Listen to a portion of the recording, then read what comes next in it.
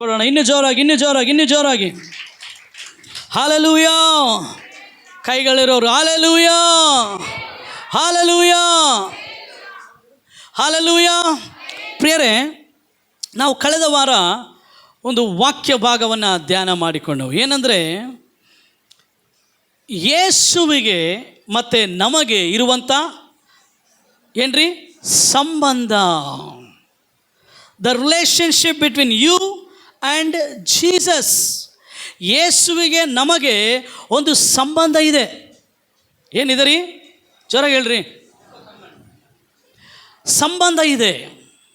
Hallelujah. ನೀನು ಯಾವಾಗ ಯೇಸು ಕ್ರಿಸ್ತನನ್ನು ಅಂಗೀಕರಿಸಿದೆಯೋ, ನಿನ್ನ ದೇವರಾಗಿ, ನಿನ್ನ ರಕ್ಷಕನಾಗಿ ಅಂಗೀಕರಿಸಿದೆಯೋ, ಆವಾಗ ನಿನಗೆ ಒಂದು ಗುರುತಿಸುವಿಕೆ ಬಂತು. ಆತನ ಮಗನು, ಆತನ ಮಗಳು. ಹಲ್ಲೆಲೂಯಾ. ಯೋಹಾನ ಬರೆದ ಸುವಾರ್ತೆ 1ನೇ ಅಧ್ಯಾಯ 12ನೇ ವಚನ ಹೇಳ್ತದೆ, ಯಾರ್ಯಾರು ಆತನನ್ನು ಅಂಗೀಕರಿಸಿದರೋ, ಅಂದರೆ ಆತನ ಹೆಸರಿನ ಮೇಲೆ ನಂಬಿಕೆ ಇಟ್ಟಾರೋ, ಅವರೆಲ್ಲರಿಗೆ ದೇವರು ತನ್ನ ಮಕ್ಕಳಾಗುವ ಅಧಿಕಾರವನ್ನು ಕೊಟ್ಟನು. ಹಲ್ಲೆಲೂಯಾ. యోహాను రాసిన సువార్త 1వ అధ్యాయం 12వ వచనం చూడండి. ఏం చెప్తుంది అక్కడ దేవుని వాక్యం? యోహాన 11:12.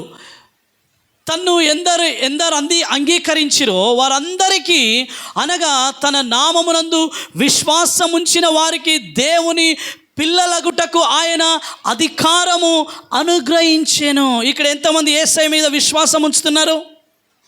ಎಷ್ಟು ಜನ ಏಸಪ್ಪನ ಮೇಲೆ ನಂಬಿಕೆ ಇಡ್ತಾರೆ? ಕೈ ಎತ್ತರಿ, ಮೇಲೆ ಮೇಲೆ ಎತ್ತೋಣ ಕೈ. ಹಾಗಾದರೆ ನಮ್ಮೆಲ್ಲರಿಗೆ ಕೂಡ ಯೇಸುವಿನೊಂದಿಗೆ ಒಂದು ಸಂಬಂಧ. ಎಂಥ ಸಂಬಂಧ? ಮಗನ ಸಂಬಂಧ, ಮಗಳ ಸಂಬಂಧ. ಆತನು ನಮ್ಮನ್ನು ಪುತ್ರರನ್ನಾಗಿ ನೇಮಿಸಿದ್ದಾನೆ. We are sons of God. ನಾವು ದೇವರ ಮಕ್ಕಳಾಗಿದ್ದೇವೆ. ಆಮೇನ್. ಎಷ್ಟು ಜನ ಯೇಸುವಿನ ಅಂಗೀಕರಿಸಿದಿರಿ? ಮೇಲೆ ಎತ್ತರಿ ಕೈ, ಜೋರಾಗಿ. ಹಾಂ.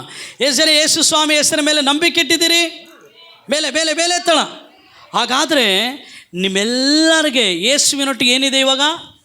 ಹೇಳ್ರಿ ಸಂಬಂಧ. ಆತನು ತಂದೆ, ನಾವು ಮಕ್ಕಳು. ಆತನು ಕುಂಬಾರನು, ನಾವು ಜೇಡಿ ಮಣ್ಣು. ಆತನು ನಮ್ಮ ಸ್ನೇಹಿತನು, ನಾವು ಆತನ ಸ್ನೇಹಿತರಾಗಿದ್ದೇವೆ. ಅಂಥ ಒಂದು ಸಂಬಂಧಗಳಲ್ಲಿ ಒಂದು ಸಂಬಂಧವನ್ನು ನಾವು ನೋಡಿಕೊಂಡೆವು. ಯೇಸು ಸ್ವಾಮಿ ಸಭೆಯೆಂಬ ನಮಗೆ ಮತ್ತು ವೈಯಕ್ತಿಕವಾಗಿ ನಮ್ಮೆಲ್ಲರಿಗೆ ಏನಾಗಿದ್ದಾನೆ? ಮದಲಿಂಗನಾಗಿದ್ದಾನೆ. ಹಲ್ಲೆಲೂಯಾ. ಏನಾಗಿದ್ದಾನೆ Yesu Swami? He is a bridegroom. We all are his bride. Individually we are bride. As a church we are bride to Jesus Christ, who is our bridegroom. ನಮ್ಮ ಮದಲಿಂಗನು. ವೈಯಕ್ತಿಕವಾಗಿ ನಾವೆಲ್ಲರೂ ಯೇಸುವಿಗೆ ವಧುವಾಗಿದ್ದೇವೆ.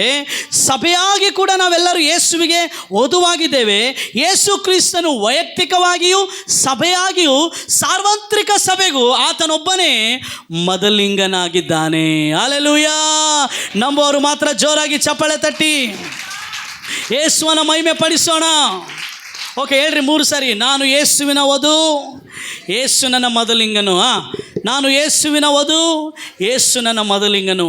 ನಾನು ಯೇಸುವಿನ ವಧು, ಯೇಸು ನನ್ನ ನಾವೆಲ್ಲರೂ ಮೊದಲಿಗಿತ್ತಿ. ಯಾರಿಗೆ? ಹೇಳ್ರಿ ಜೋರಾಗಿ, ಜೋರಾಗಿ ಹೇಳ್ರಿ. ಯೇಸುವಿಗೆ. ಪೌಲನು ಹೇಳ್ತಾನೆ, 1ನೇ ಕೊರಿಂಥಿ 11ನೇ ಅಧ್ಯಾಯದಲ್ಲಿ ಆತನು ಏನು ಹೇಳ್ತಾ ಇದ್ದಾನೆ? ಕ್ಷಮಿಸ್ರಿ, 2ನೇ ಕೊರಿಂಥಿ ಅದರ 11ನೇ ಅಧ್ಯಾಯ 2ನೇ ವಚನ ಏನು ಹೇಳ್ತಾನೆ? ಓದೋಣ. ಯಾಕೆಂದರೆ ದೇವರಲ್ಲಿರುವಂಥ ಚಿಂತೆಯಿಂದಲೇ ನಾನು ನಿಮ್ಮ ವಿಷಯದಲ್ಲಿ ಚಿಂತಿಸುತ್ತೇನೆ. ನಿಮ್ಮನ್ನು ಕ್ರಿಸ್ತನೆಂಬ ಒಬ್ಬನೇ ಪುರುಷನಿಗೆ ಶುದ್ಧ ಕನ್ಯೆಯಂತೆ ಒಪ್ಪಿಸಬೇಕೆಂದು ನಿಮ್ಮನ್ನು ಆತನಿಗೆ ನಿಶ್ಚಯ ಮಾಡಿದ್ದಾನೆ. ನಮ್ಮೆಲ್ಲರಿಗೆ ಒಂದು ಎಂಗೇಜ್ಮೆಂಟ್ ಆಗಿದೆ. ಯಾರ ಜೊತೆಗೆ? ಜೋರಾಗಿ ಹೇಳ್ರಿ. ನನಗೂ ಮತ್ತು ಯೇಸುವಿಗೂ ಎಂಗೇಜ್ಮೆಂಟ್ ಆಗಿದೆ. ನೀನು ಯಾವ ದಿನ, ಯಾವ ಕ್ಷಣ ಯೇಸುವನ್ನು ನಿನ್ನ ರಕ್ಷಕನಾಗಿ ಅಂಗೀಕರಿಸಿದೆಯೋ, ನಿನಗೂ ಯೇಸುವಿಗೂ ಒಂದು ನಿಶ್ಚಿತಾರ್ಥವಾಗಿದೆ. ಅದಕ್ಕಾಗಿ ನಾವು ಈ ಲೋಕಕ್ಕೆ ಅನುಸಾರವಾಗಿ ಜೀವಿಸುವವರಲ್ಲ. ಈ ಲೋಕದ ಸಂಪ್ರದಾಯಗಳು, ಆಚಾರಗಳು, ವಿಧಿಗಳಿಗೆ ಅನುಸಾರವಾಗಿ ನಾವು ಜೀವಿಸುವವರಲ್ಲ. ದೇವರ ವಾಕ್ಯಾನುಸಾರ ನಾವು ಜೀವಿಸುವವರಾಗಿದ್ದೇವೆ. ಹಲ್ಲೆಲೂಯಾ. ಯೇಸುವಿಗೆ ಮತ್ತು ನನಗೆ ನಡುವೆ ಒಂದು ಪ್ರೇಮ ಪತ್ರ ಕೊಡಲ್ಪಟ್ಟಿದೆ. ಆ ಪ್ರೇಮ ಪತ್ರ ಬೇರೆ ಯಾವುದಲ್ಲ, ದೇವರ ಸತ್ಯವೇದವಾಗಿದೆ. Hallelujah. To you and between Jesus there is a love letter.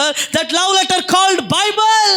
ನೀನು ಯಾವಾಗ ಈ ಪ್ರೇಮ ಪತ್ರವನ್ನು ಓದುತ್ತೀಯೋ, ನಿನ್ನ ಮೊದಲಿಂಗನಿಗೆ ಏನು ಇಷ್ಟ, ನಿನ್ನ ಮೊದಲಿಂಗನಿಗೆ ಏನು ಇಷ್ಟವಿಲ್ಲ, ನಿನ್ನ ಮೊದಲಿಂಗನು ಯಾವುದನ್ನು ಬಯಸುತ್ತಾನೆ, ಆತನು ಯಾವುದನ್ನು ಬಯಸೋದಿಲ್ಲ, ಆತನು ಯಾವುದನ್ನು ಹುಡುಕುತ್ತಾನೆ, ಆತನು ಯಾವುದನ್ನು ಹುಡುಕೋದಿಲ್ಲವೋ, ಈ ಪ್ರೇಮ ಪತ್ರದ ಮೂಲಕ ಆತನ ಮೊದಲಿಗಿತ್ತಿಯಾದ ನೀನು, ಆತನಿಗೆ ವಿವಾಹವಾಗಲಿಕ್ಕಿರುವ ನೀನು ಕಲಿತುಕೊಳ್ಳಿಕ್ಕೆ ಸಾಧ್ಯ. ಇಲ್ಲದೆ ಹೋದರೆ ನಿನ್ನ ಪ್ರಿಯನಿಗೆ, ಯಾರು ನಮ್ಮ ಪ್ರಿಯನು? Jesus. Jesus is the lover of our soul. Yesu ನಮ್ಮ ಪ್ರಾಣ ಪ್ರಿಯನು. ಹೇಳ್ರಿ, ಯೇಸು ನನ್ನ ಪ್ರಾಣ ಪ್ರಿಯನು. ಜೋರಾಗಿ ಹೇಳೋಣ, ಹೇಳ್ರಿ, ಯೇಸು ನನ್ನ ಪ್ರಾಣ ಪ್ರಿಯನು. ಆ ಪ್ರಾಣ ಪ್ರಿಯನಿಗೆ ಏನು ಇಷ್ಟ? ಆ ಪ್ರಾಣ ಪ್ರಿಯನಿಗೆ ಯಾವುದು ದುಃಖ ತರ್ತದೆ? ಆ ಪ್ರಾಣ ಪ್ರಿಯನಿಗೆ ಏನು ಸಂತೋಷ ತರ್ತದೆ? ಈ ಲವ್ ಲೆಟರ್, ಈ ಪ್ರೇಮ ಪತ್ರವನ್ನು ಓದುವುದರ ಮೂಲಕ ನೀನು ನಾನು ತಿಳಿದುಕೊಳ್ಳಿಕ್ಕೆ ಸಾಧ್ಯ. ಯಾರಾದರೂ ಪ್ರೇಮಿಗಳಿದ್ದರೆ ಈಗ ಬಿಡ್ರಿ, ವಾಟ್ಸಪ್ಪು, ಇನ್ಸ್ಟಾಗ್ರಾಮು, ಫೇಸ್ಬುಕ್ಕು, ಆ ಬುಕ್ಕು ಈ ಬುಕ್ ಎಲ್ಲ ಬಂದುಬಿಟ್ಟದೆ. ಅವಾಗೆಲ್ಲ ಏನು ಮಾಡ್ತಿದ್ರಿ? ಪ್ರೇಮ ಪತ್ರಗಳನ್ನು ನಾವು ಓದೋ ಟೈಮ್ಗಳಲ್ಲಿ ಸ್ವಲ್ಪ ಹಿಂದೆ, ಅಂದರೆ ನಾವು ಓದೋ ಟೈಮ್ಗಿಂತ ಇನ್ನೊಂದು 5 ವರ್ಷದ ಹಿಂದೆ ಅವರೆಲ್ಲ ರಕ್ತದಿಂದ ಬರಿತಾಯಿದ್ರು ಪ್ರೇಮ ಪತ್ರ. ನಾವು ಕೇಳ್ತಾ ಇದ್ದೀವಿ, ಆ ಅಣ್ಣ ತನ್ನ ಕೈ ಕೊಯ್ಕೊಂಡು ಏನು ಬರೆದಿದ್ದಾನೆ? ರಕ್ತದಿಂದ ಲವ್ ಲೆಟ್ರ್ ಬರೆದಾನೆ. ಯಾಕೆ? ಆತನ ಪ್ರಿಯಳಿಗಾಗಿ ಪ್ರೇಮ ಪತ್ರವನ್ನು ಪತ್ರಿಕೆಯಲ್ಲಿ ಬರೆದು ಕಳಿಸ್ತಾ ಇದ್ರು ರೀ. ಆ ಪತ್ರಿಕೆಯಲ್ಲಿ ಬರೀತಾ ಇದ್ದ ಅವನು ತನ್ನ ಪ್ರಿಯಳಿಗೆ ಏನು ಬೇಕಂತೇಳಿ. ಅದೇ ರೀತಿ ನಮ್ಮೆಲ್ಲರಿಗೂ ಒಂದು ಪ್ರೇಮ ಪತ್ರ ಕೊಡಲ್ಪಟ್ಟಿದೆ ಪವಿತ್ರಾತ್ಮನ ಮೂಲಕ. ಅದು ಏನು ಗೊತ್ತಾ ರೀ? ದೇವರ ವಾಕ್ಯ. Hallelujah, hallelujah. ಪವಿತ್ರಾತ್ಮನು ಈ ಪ್ರೇಮ ಪತ್ರವನ್ನು ತನ್ನ ಅನೇಕ ದೇವರ ಸೇವಕರ ಮೂಲಕ ಬರೆಸಿದ್ದಾನೆ. ಯೇಸುವಿಗೆ ಏನು ಇಷ್ಟ, ನಮ್ಮ ಮೊದಲಿಂಗನಿಗೆ ಏನು ಇಷ್ಟ, ಏನು ಇಷ್ಟ ಇಲ್ಲ, ಅದನ್ನು ನೀನು ಓದಿದಾಗ ಗೊತ್ತಾಗ್ತದೆ. ಆಗ ಮಾತ್ರ ನೀನು ನಿನ್ನ ಮೊದಲಿಂಗನ ಬರೋಣಕ್ಕೆ, ಆ ಒಂದು ವಿವಾಹಕ್ಕೆ ನೀನು ಸಿದ್ಧವಾಗಲಿಕ್ಕೆ ಸಾಧ್ಯ. ಹಲ್ಲೆಲೂಯಾ. ಹೇಳ್ರಿ, ನನಗೆ ಮದುವೆ ಹಾಕಿನ ಮುಂಚೆಗೆ ನಾವು ಶಾಪಿಂಗ್ ಹೋದಾಗ ಏನು ಮಾಡಿದ್ವಿ? ನಾನು ನನ್ನ ಹೆಂಡ್ತಿ ಮ್ಯಾಚಿಂಗ್ ಹಾಕ್ಕೋಬೇಕಪ್ಪ. ಹೌದಲ್ರಿ? ಹೇಳ್ರಿ, ಅದನ್ನು ನಾವು ಫೋನ್ ಮೂಲಕ ಮಾತಾಡ್ತೀವಿ. ಇಲ್ಲ, ನಾವು ಶಾಪಿಂಗ್ ಹೋದಾಗ ನಾವೇನು ಮಾಡ್ತೀವಿ? ಮಾತಾಡ್ಕೊಂಡು ಒಂದೇ ಬಟ್ಟೆ ಹಾಕ್ಕೊಳ್ತೀವಿ ರೀ. ಹೌದಲ್ರಿ? ನಾವು ಮಾತಾಡದೆ ಹೋದರೆ, ಪ್ರಿಯರೇ ನಾನು ಹೇಳ್ತೇನೆ, ಸಂಭಾಷಣೆ ಇಲ್ಲದೆ ಹೋದರೆ ಮನುಷ್ಯರೊಟ್ಟಿಗೆ ನಮಗಿರುವಂಥ ಸಂಪರ್ಕ ಕಡಿತವಾಗ್ತದೆ ರೀ. ಸಂಭಾಷಣೆ ಎಲ್ಲ ಹೇಳ್ರಿ, ಸಂಭಾಷಣೆ, ಕನ್ವರ್ಸೇಷನ್ ಬಿಲ್ಡ್ ಯುವರ್ ರಿಲೇಷನ್ಶಿಪ್. ನಿನ್ನ ಒಂದು ಸಂಭಾಷಣೆ, ನಿನ್ನ ಒಂದು ಮಾತುಕತೆ ನಿನ್ನ ಪ್ರಿಯನೊಟ್ಟಿಗೆ ನಿನಗೆ ಸಂಬಂಧವನ್ನು ಬೆಳೆಸ್ತದೆ ರೀ. ಇಮ್ಯಾಜಿನ್ ಮಾಡ್ಕೊಳ್ರಿ, ಒಂದು ವೇಳೆ ಒಬ್ಬ ಪ್ರೇಮಿಗಳಿದ್ದರೆ ಆ ಪ್ರೇಮಿಗಳು ಏನು ಮಾಡ್ತಾರೆ ರೀ ದಿನ? ಹೇಳ್ರಿ, ಯಾರಿಲ್ಲ ಇಲ್ಲಿ? ದೇವರಿಗೆ ಸ್ತೋತ್ರ ಬಿಡ್ರಿ. ಏನು ಮಾಡ್ತಾರೆ ಪ್ರೇಮಿಗಳು? ಸಾಧಾರಣವಾಗಿ ಗಂಟೆ ಫೋನಲ್ಲಿ ಏನು ಮಾಡ್ತಾರೆ? ಮಾತಾಡೋಕ್ಕೆ ಏನಿರೋದಿಲ್ಲ ರೀ, ಇರುವೆ ಸತ್ರು ಹೇಳ್ತಿರ್ತಾರೆ. ಹೇಳ್ರಿ, ಕಾರಣ ಆ ಒಂದು ಸಂಭಾಷಣೆ ಅವರನ್ನು ಏನು ಮಾಡ್ತದ್ರಿ? ನಾನು ಹೇಳ್ತೇನೆ, ಲೌಕಿಕವಾದ ಪ್ರೇಮ ಬಿಟ್ಬಿಡ್ರಿ. ಮದುವೆ ಹಾಕಿನ ಮುಂಚೆ ಮಾತಾಡಿಬಿಟ್ರೆ ಮದುವೆ ಆದಮೇಲೆ ಮಾತಾಡೋದೇನಿರೋದಿಲ್ಲ. ಇರ್ತದಾ? ಇರೋದಿಲ್ಲ. ಅದಕ್ಕೆ ಕಾಯ್ಬೇಕು ನಮ್ಮ ಟೈಮ್ ಬರೋವರೆಗೆ. ನನ್ನ ಹೆಂಡ್ತಿ ಹತ್ರ ನಾನು ಫೋನ್ ನಂಬರ್ ತಗೊಂಡಿದ್ದೆ ಮದುವೆಗೆ ಇನ್ನೇನು ಸ್ವಲ್ಪ ದಿನಗಳು ಐತೆ ಅನ್ನೋವರಿಗೆ. ಅಲ್ಲೇ ತನಕ ನಾನು ಮಾತಾಡಿಲ್ಲ. ನೀವು ಕೇಳ್ರಿ, ನನ್ನ ಹೆಂಡ್ತಿನ, ನನ್ನ ಹೆಂಡ್ತಿ ಫೋನ್ ನಂಬರ್ ಕೇಳಿಲ್ಲ, ನನ್ನ ಹೆಂಡ್ತಿ ನನ್ನ ಫೋನ್ ನಂಬರ್ ಕೇಳಿಲ್ಲ. ಆಮೇನ್. ಅದು ನಾನು ಹೇಳ್ತಾ ಇದ್ದೀನಿ ಆತ್ಮಿಕವಾಗಿ ಪ್ರಿಯರೇ, ನಾನೊಂದು ಭಾರದಿಂದ ಹೇಳ್ತೀನಿ, ಒಂದು ದುಃಖದಿಂದ ಹೇಳ್ತೀನಿ ಪ್ರಿಯರೇ. ನೀವು ನಿಮ್ಮ ಯೇಸುವಿನೊಟ್ಟಿಗೆ ಸಂಬಂಧವನ್ನು ಬೆಳೆಸ್ರಿ. Build a relationship. Unless and until you talk you cannot build a relationship. ನೀ ಸಂಭಾಷಣೆ ಮಾಡದೆ ಹೋದರೆ ಆತನೊಟ್ಟಿಗೆ ನೀನು ಸಂಬಂಧವನ್ನು ಬೆಳೆಸ್ಕೊಳ್ಳಿಕ್ಕೆ ಏನಾಗೋದಿಲ್ಲ ರೀ, ಸಾಧ್ಯ. ಒಂದು ವೇಳೆ 1 ವರ್ಷ ನಾನು ನಿಮ್ಮ ಹತ್ರ ಮಾತಾಡೋದು ಬಿಟ್ಬಿಟ್ಟು ಅನ್ಕೊಳ್ರಿ, ಹೆಂಗಿರ್ತದ್ರಿ? ನಾನು ಏನೇನೋ ಹೇಳ್ಬೇಕು ಅನ್ಕೊಂಡಿದ್ದಪ್ಪ, ನೀನು ಫೋನ್ ಮಾಡಿಲ್ಲ, ಅದಕ್ಕೆ ಹೇಳಿಲ್ಲ.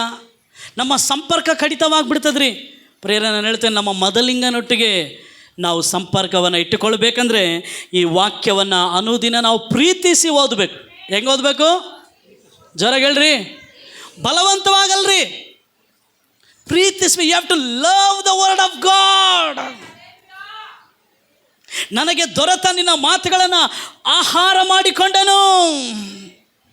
ನಿನ್ನ ವಾಕ್ಯ ಜೇನು ತುಪ್ಪಕ್ಕಿಂತ ಸಿಹಿಯಾಗಿದೆ, ಬೆಳ್ಳಿ ಬಂಗಾರಕ್ಕಿಂತ ಅಮೂಲ್ಯವಾಗಿದೆ. ಅಪ್ಪ, ನಿನ್ನ ವಾಕ್ಯ, you have to love, you have to fall love in the word of God. ದೇವರ ವಾಕ್ಯದ ಪ್ರೀತಿಯಲ್ಲಿ ನೀನು ಬೆಳಿಬೇಕ್ರಿ. ನನಗೆ ಬೈಬಲ್ ನೋಡಿದರೆ ಅಬ್ಬಾ ಪ್ರೀತಿ. ನಾನು ಬೈಬಲ್ನ ಓದ್ತೀನಿ, ಯಾಕೆ? ನನ್ನ ಪ್ರಿಯನ ಬಗ್ಗೆ ನಾನು ತಿಳ್ಕೊಳ್ಬೇಕ್ರಿ. I have to know the lover of my soul. ನಾನು ಬೈಬಲನ್ನು 4 ಸಾರಿ ಓದೋದಲ್ಲ. 4 ಸಾರಿ ಓದಿದರೆ ನೀನು ಯಾವುದೋ ಧರ್ಮ ಹಿಂಬಾಲಿಸ್ತಾ ಇದ್ದಿ. ನೀನು ಬೈಬಲನ್ನು ಪ್ರೀತಿಸಿ ಓದಿದರೆ you are in relationship. When you read Bible with love, you are in the relationship with Jesus. ನೀನು ಯಾವಾಗ ಪ್ರೀತಿಸಿ ಬೈಬಲನ್ನು ಓದ್ತೀಯೋ ನೀನು ಯೇಸುವಿನ ಸಂಬಂಧದಲ್ಲಿದ್ದಿ. ಆಮೇನ್. ವಾಕ್ಯವನ್ನು ಪ್ರೀತಿಸ್ಬೇಕ್ರಿ, ವಾಕ್ಯವನ್ನು ಪ್ರೀತಿಸ್ಬೇಕು. You have to love the word of God. Amen, amen. ಹೇಳ್ರಿ, ಭಾಳ ಇಂಪಾರ್ಟೆಂಟ್ ರೀ. ಆಗ ನಮ್ಮ ಮದಲಿಂಗನ ನಾವು ತಿಳ್ಕೊಳ್ಳಿಕ್ಕೆ ಸಾಧ್ಯವಾಗ. ನಮ್ಮ ಮದಲಿಂಗನ ಬರ್ತಾ ಇದ್ದಾನೆ ರೀ, ಬೇಗ ಬರ್ತಾ ಇದ್ದಾನೆ. ಒಂದು ವೇಳೆ ಆ ಒಂದು ಬುದ್ಧಿ ಇರುವಂಥ 5 ಕನ್ಯಕೆಯರು ಏನು ಮಾಡಿದರು? ದೀಪವನ್ನು ತಗೊಂಡ್ರು, ಆರತಿಯನ್ನು ತಗೊಂಡ್ರು, ಅದ್ರ ಜೊತೆಗೆ ಸ್ವಲ್ಪ ಎಣ್ಣೆ ಕೂಡ ತಗೊಂಡ್ರು.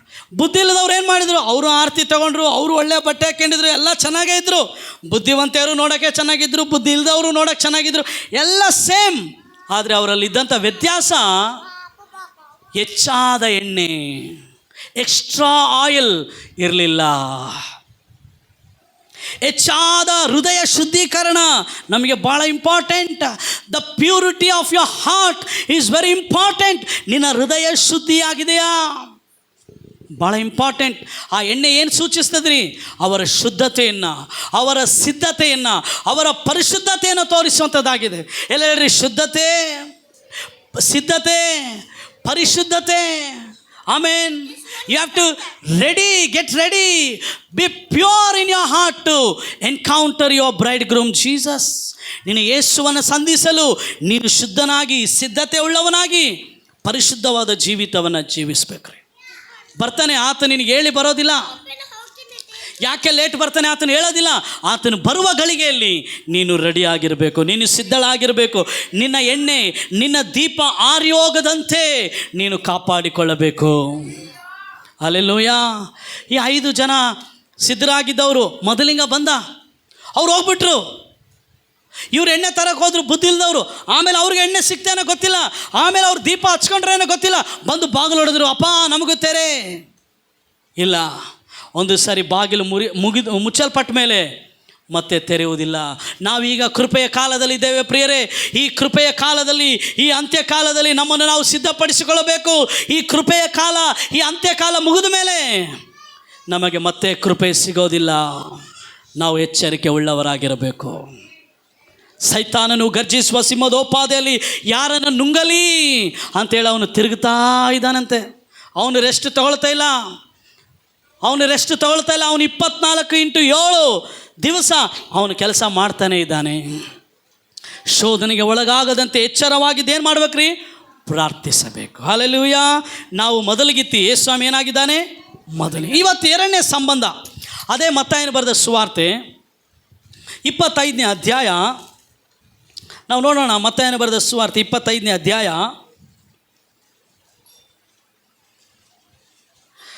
ಆ ಒಂದು 25ನೇ ಅಧ್ಯಾಯದಲ್ಲಿ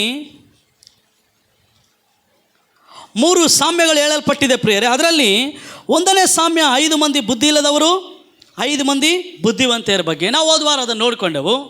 ಇವಾಗ ನಾವು ಎರಡನೇ ಸಾಮ್ಯವನ್ನು ನೋಡಿಕೊಳ್ಳೋಣ. ಎರಡನೇ ಸಾಮ್ಯ ಆತನು ಏನು ಹೇಳ್ತಾ ಇದ್ದಾನೆ, 14ನೇ ವಚನದಿಂದ 30ನೇ ವಚನದವರೆಗೆ ನಾವು ಓದಿಕೊಳ್ಳೋದಾದರೆ ಕೇಳ್ರಿ. ಇವಾಗ ನಮಗೆ ಇರುವಂಥ ಯೇಸುವಿನೊಟ್ಟಿಗಿರುವಂಥ ಸಂಬಂಧ, ಅನೇಕ ಸಂಬಂಧಗಳಿದೆ. ಅದರಲ್ಲಿ ನಾನು ಭಾಳ ಪ್ರಾಮುಖ್ಯವಾಗಿ ಹೇಳಿದೆ ಓದುವಾರ. ಯಾವ ಸಂಬಂಧ? ಯೇಸು ಸ್ವಾಮಿ ಏನಾಗಿದ್ದಾನೆ ನಮಗೆ? ಜೋರಾಗಿ ಹೇಳ್ರಿ. ನಿಮ್ಮ ಪಕ್ಕದಲ್ಲಿ ಕೈ ಕೊಟ್ಟು 3 ಸರಿ ಹೇಳ್ರಿ, ಯೇಸು ನನ್ನ ಮೊದಲಿಂಗನು.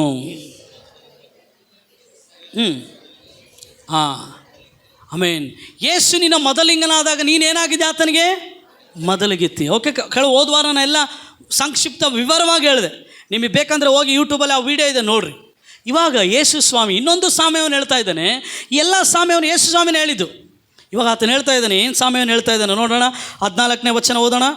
25ನೇ gospel according to Matthew chapter 25 verse 14 to 30.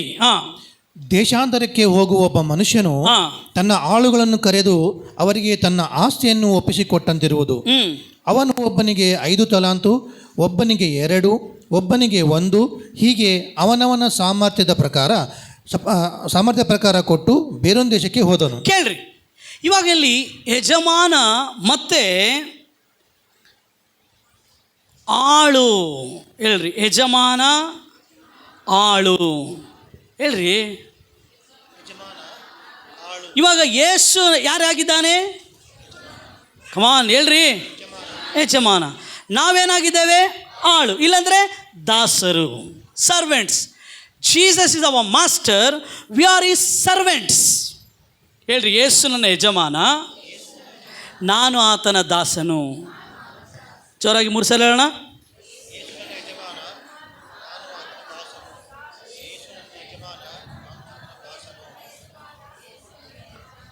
ನೀವು ಹೇಳೋದು ನಿಮಗೆ ಕೇಳಿಸ್ತಿಲ್ಲ. ಏನು ಪ್ರಾರ್ಥನೆ ವಿನ್ಪಡದ ನೀಕೆ? ಜೋರಾಗಿ ಹೇಳ್ರಿ, ಜೋರಾಗಿ. 1 2 3 ಸ್ಟಾರ್ಟ್.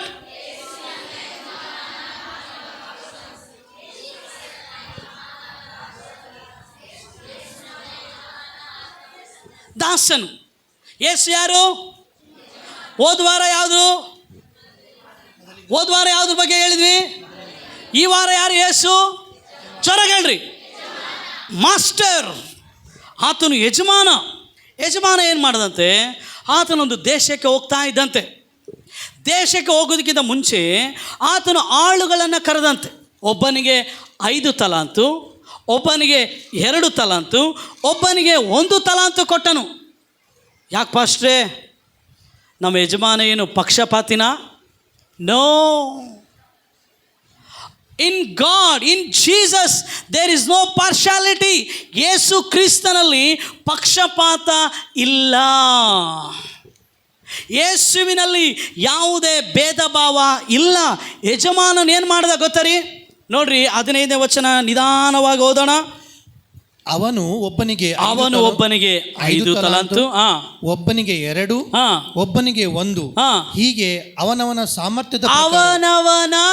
ಸಾಮರ್ಥ್ಯ. ಕೇಳ್ರಿ ಎಲ್ಲರೂ, ಮೂವರಿಗೂ ಕೂಡ 5 ತಲಾಂತನ್ನು ಕೊಡಲಿಕ್ಕೆ ಯಜಮಾನನಿಗೆ ಸಾಮರ್ಥ್ಯ ಇದೆ. ಆದರೆ ಈ ಪ್ರೀತಿಯ ಯಜಮಾನನು, ತನ್ನ ಆಳನ್ನು ತಿಳಿದ ಯಜಮಾನನು, ಪ್ರಿಯರೇ, ನಮ್ಮ ಯಜಮಾನ ನಮ್ಮನ್ನು ತಿಳಿದವನಾಗಿದ್ದಾನೆ. Our master knows us very well. ನಮ್ಮ ಯಜಮಾನನಿಗೆ ನಾವೇನಂತ ಗೊತ್ತ್ರಿ?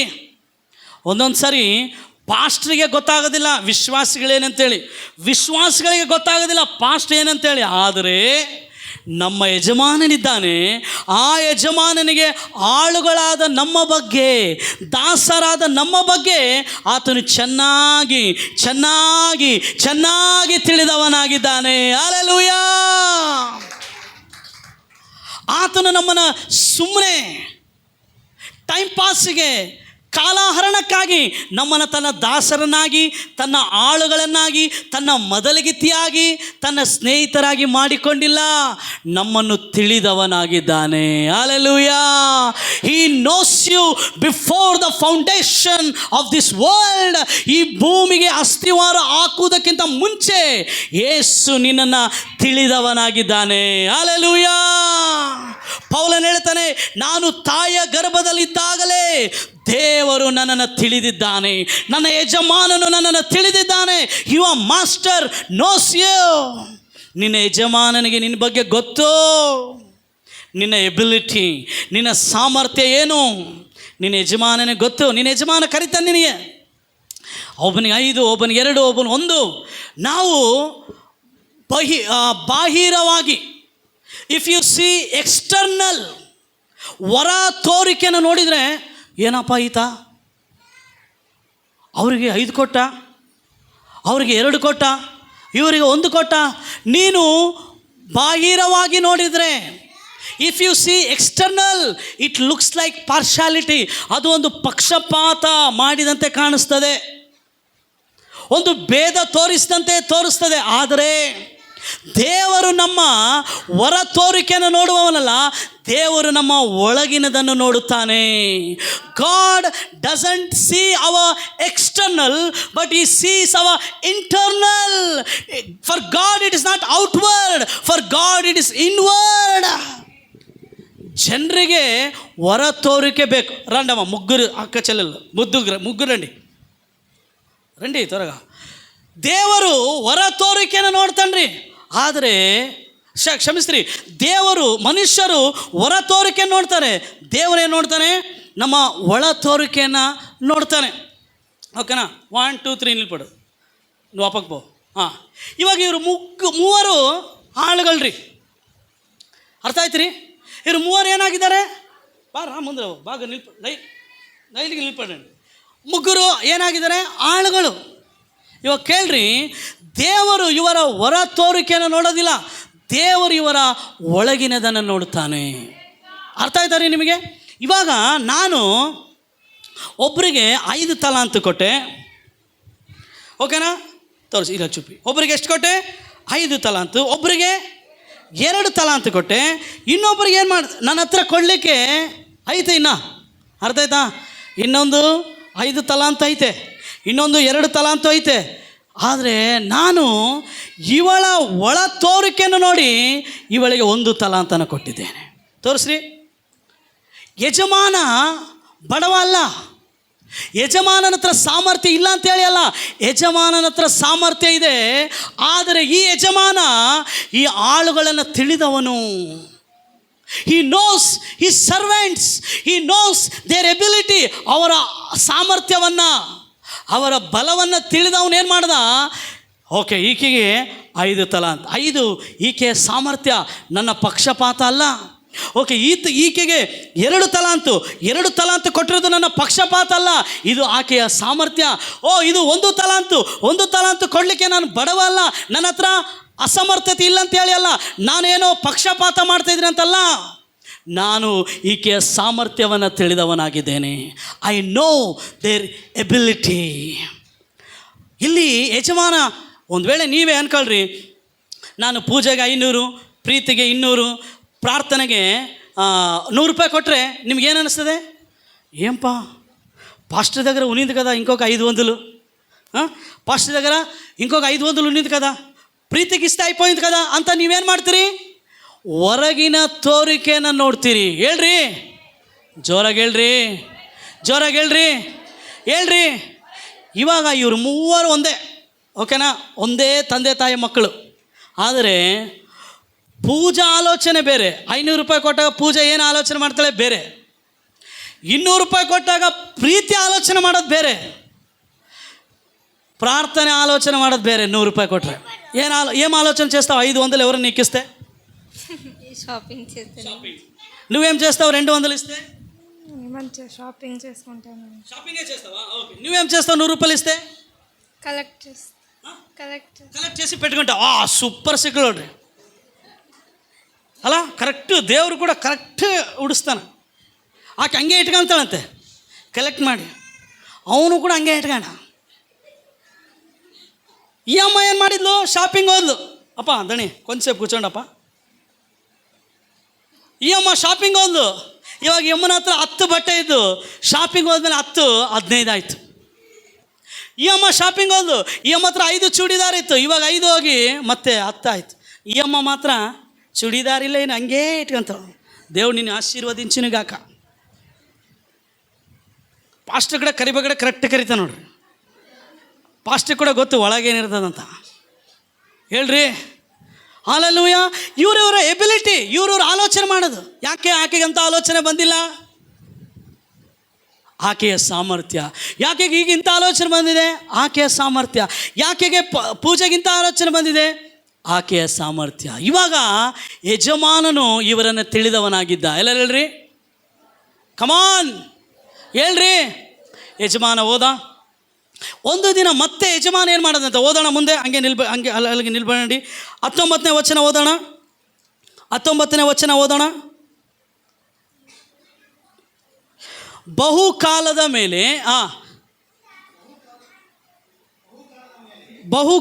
ಮೇಲೆ ಆ ಆಳುಗಳ ದಣಿಯು ಬಂದು ಅವರಿಂದ ಲೆಕ್ಕ ತೆಗೆದುಕೊಳ್ಳಲು ಏನು ಮಾಡೋದಂತೆ?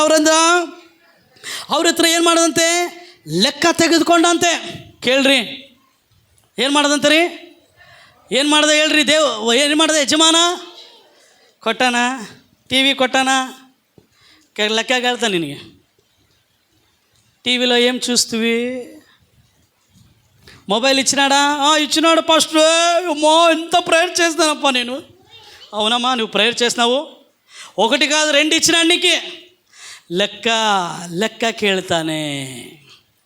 ಪಾಸ್ಟ್ರೆ ನನಗೆ ಮನೆ ಇದ್ದಿಲ್ರಿ. ಎಷ್ಟು ಹತ್ತಿರ ಪಾಸ್ಟ್ರೆ. ನಾನು ಅನ್ಕೊಂಡು ಅಮ್ಮ ಕಣ್ಣೀರಿಂದನೇ ಮನೆ ಕಟ್ಬಿಟ್ಳೇನಂತ. ನೀರೇನು ತರ್ಸ್ಕೊಂಡಿದ್ದಿಲ್ಲ ಹಿಂಗೆ. ಮನೆ ಕೊಟ್ಟ ಮೇಲೆ ನೀನೇನು ಮಾಡಿ? ಪಾಸ್ಟ್ರೆ ಮದುವೆ ಆಗಿದ್ದಿಲ್ಲಪ್ಪ, ಮದುವೆ ಆಗ್ಬಿಡು ಪಾಸ್ಟ್ರೆ. ಆಯಿತು, ಮದುವೆ ಆದಮೇಲೆ ದೇವ್ರ ಲೆಕ್ಕ ಕೇಳ್ತಾನೆ. ಕೊಟ್ಟ ದೇವರು ನಿನಗೆ ಬಿಡೋದಿಲ್ಲ. ಯಜಮಾನ ನಿನ್ನನ್ನು ನಂಬಿಕೊಟ್ಟಿದ್ದಾನೆ. ನಿನ್ನ ನಂಬಿಗಸ್ತಿಕೆಯಿಂದಲ್ಲ, ನಿನ್ನನ್ನು ನಂಬಿ ಆತ ನಿನಗೆ ಕೆಲಸ ಕೊಟ್ಟಿದ್ದಾನೆ, ಉದ್ಯೋಗ ಕೊಟ್ಟಿದ್ದಾನೆ, ವ್ಯಾಪಾರ ಕೊಟ್ಟಿದ್ದಾನೆ, ಸೇವೆ ಕೂಡ ಕೊಟ್ಟಿದ್ದಾನೆ. ಹೇಳ್ರಿ, ನನ್ನ ಯಜಮಾನ ಕೊಟ್ಟಿದ್ದಾನೆ. ಒಂದು ದಿನ ಆತನು ಲೆಕ್ಕ ಕೇಳ್ತಾನೆ. ಹೇಳ್ರಿ ನಿಮ್ಮ ಮಕ್ಕಳಿಗೆ ಏನೋ ಕೊಟ್ಟರೆ ఏం చేస్తారా అడుగుతారా లేదా? కమాన్ ಹೇಳ್ರಿ. ಕೇಳ್ತೀರಾ ಇಲ್ಲ? 100 ರೂಪಾಯಿ ಕೊಟ್ಟು ಅನ್ಕೋ. 100 ರೂಪಾಯಿ ಕೊಟ್ಟರೆ ಕೇಳ್ತಿಲ್ಲ. ಏನು ಮಾಡಿಯಪ್ಪ 100 ರೂಪಾಯಿ? ಮಗ ಲೆಕ್ಕ ಹೇಳಿಲ್ಲ ಅಂದರೆ ಹೊಡಿತೀರಾ? ಇವಾಗ ನಮ್ಮ ಯಜಮಾನನು ಕೂಡ ಬಂದು ಲೆಕ್ಕ ಕೇಳ್ದಂತೆ. ಲೆಕ್ಕ ಕೇಳಿದಾಗ ಮುಂದೆ ಏನಾಯ್ತು ನೋಡೋಣ. ಮೈಕ್ ಆನ್ ಮಾಡ್ಕೊಳ್ರಿ. 5 ತಲಾಂತು ಹೊಂದಿದವನು ಏನು ಮಾಡದಂತೆ? ముందే బంధు ఇన్నూ 5 తలాంతు తందు ఇన్నూ 5. అబాబాబా, మ్యాజిక్ చేసినావా ఏమి? లేదా? అన్ని మ్యాజిక్ యజమానుడే చేసేది. ಇಸ್ತಿರಿ ಕೊಟ್ಟಿದ್ದೆಷ್ಟು ಹೇಳ್ರಿ? 5. ಇವಾಗ ಮತ್ತೆ ಈ ಆಳು ಏನು ಮಾಡೋದಂತೆ? ಇನ್ನೂ 5 ತಂದು ಸೇರಿಸಿದಂತೆ.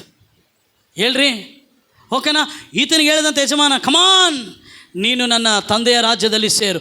ಮುಂದೆ ಸ್ವಾಮಿ, ನೀನು 5 ತಲಾಂತು ನನಗೆ ಕೊಟ್ಟಿದ್ದೀಯಲ್ಲ, ಇಗೋ ಇನ್ನು 5 ತಲಾಂತು. ಓಕೆ, ಮುಂದೆ. ಅವನ ದಣಿಯು ಬಹಳ ನಂಬಿಕಸ್ಥನಾದ ಒಳ್ಳೆ ಆಳು. ನೀನು ಸ್ವಲ್ಪ ಕೆಲಸದಲ್ಲಿ ನಂಬಿಕಸ್ಥನಾಗಿದ್ದಿ, ದೊಡ್ಡ ಕೆಲಸದಲ್ಲಿ ನಿನ್ನನ್ನು ಇಡುತ್ತೇನೆ, ನಿನ್ನ ದಣಿಯ ಸೌಭಾಗ್ಯದಲ್ಲಿ ಸೇರು ಅಂದನು. ಆಗ 2 ತಲಾಂತು ಹೊಂದಿದವನು ಮುಂದೆ ಬಂದು ಸ್ವಾಮಿ 2 ತಲಾಂತು ನನಗೆ ಒಪ್ಪಿಸಿದೆಯಲ್ಲ. 2 ಬತ್ತಲ್ಲಪ್ಪ, ಇನ್ನ 2 ಮಾಡಿನಿ, ಇಗೋ ಇನ್ನು 2 ತಲಾಂತು ಸಂಪಾದಿಸಿದ್ದೇನೆ. ಅವನಿಗೆ ಕೂಡ ಒಂದೇ ಮಾತು ಹೇಳ್ದ, ಬಲ ನಂಬಿಗಸ್ತನಾದ ಒಳ್ಳೆ ಆಳು ನೀನು, ಸ್ವಲ್ಪದರಲ್ಲಿ ನಂಬಿಗಸ್ತನಾಗಿದ್ದಿ, ನಿನಗೇನು ಮಾಡ್ತೀನಿ? ನೀನು ನನ್ನ ತಂದೆಯ ಸೌಭಾಗ್ಯದಲ್ಲಿ ಸೇರು. 3ನೇವನು ಏನು ಹೇಳ್ತಾನೆ ನೋಡ್ರಿ. ತರುವಾಯ ಒಂದೇ ತಲಾಂತು ಹೊಂದಿದವನು ಸಹ 1 ತಲಾಂತು ಹೊಂದಿದವನು ಸಹ ಮುಂದೆ ಬಂದು. ನೋಡ್ರಿ, ಎಲ್ಲರೂ ಮುಂದೆ ಬಂದ್ರ? ಹೇಳ್ರಿ, ಎಲ್ಲರಿಗೆ ದಣಿ ಕೊಟ್ಟ ಇಲ್ಲ ಯಜಮಾನ, ಎಲ್ಲರೂ ಮುಂದೆ ಬಂದರು. ಇವನು ಕೂಡ ಮುಂದೆ ಬಂದ. ಇವನೇನು ಮಾಡ್ದ ನೋಡ್ರಿ. ಸ್ವಾಮಿ ನೀನು ಕಠಿಣ ಮನುಷ್ಯನು. ಏನು ప్రీతి చెప్తుందానా? నువ్వు బాగా పాడతావు, మరలా ఆమెటికి వచ్చి తిడతావు. వద్దులేప నీ 100 రూపాయలు. నువ్వు పాట పాడేటప్పుడు బాగా ఉందిలే.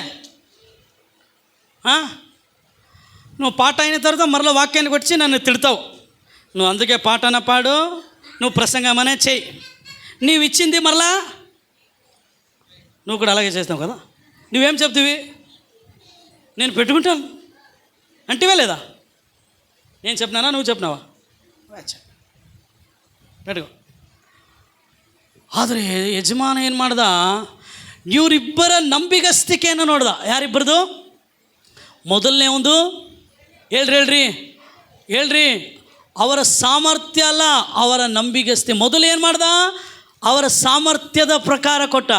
ಇವಾಗ ಅವರ ನಂಬಿಗಸ್ತಿಕೆಯನ್ನು ನೋಡ್ತಾನೆ. ಈ ಮೂರನೇ ಆಳಿಗೆ ಏನು ಹೇಳ್ತಾ ಇದ್ದಾನೆ? ಸ್ವಾಮಿ, ನೀನು ಕಠಿಣ ಮನುಷ್ಯನು, ನೀನು ಬಿತ್ತದಿರುವಲ್ಲಿ ಕೊಯ್ಯುವವನು, ನೀನು ತೂರದಿರುವಲ್ಲಿ ರಾಶಿ ಮಾಡಿಕೊಳ್ಳುವವನು ಎಂದು ತಿಳಿದು ಹೆದರಿಕೊಂಡು ತಿಳಿದು. ಎಲ್ಲರೂ ಹೇಳ್ರಿ ತಿಳಿದು. ಜೋರಾಗಿ ಹೇಳ್ರಿ ತಿಳಿದು.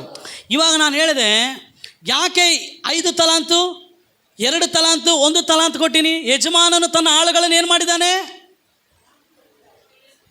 ತಿಳಿದುಕೊಂಡಿದ್ದಾನೆ. ಹೇಳ್ರಿ, ಹೌದಾ ಇಲ್ಲ?